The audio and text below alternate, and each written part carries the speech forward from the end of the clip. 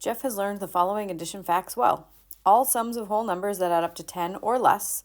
So for example, he knows that 5 plus 2 is 7, he knows 2 plus 5 is 7, and he also knows that he can decompose 7 into 5 plus 2 or 2 plus 5.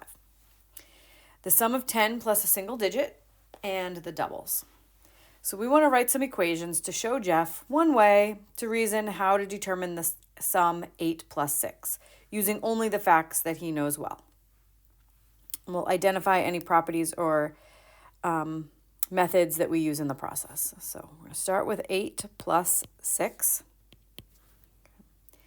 And I'm going to break, there's lots of ways to do this. I'm going to break down that 8 into 4 plus 4 because Jeff knows the doubles. So he knows that 8 is 4 plus 4.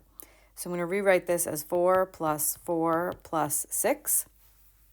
And then I can use the associative property to add the 4 and the 6 together first because that makes 10. Right? So we're using associative property, and then we're going to make a 10.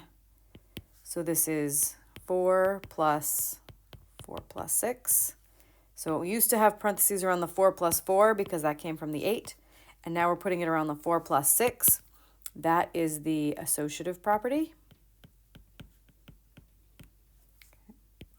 Okay, and now I have 4 plus 10. So I made a 10. Okay, and then Jeff knows that 10 plus a single digit, and that makes 14.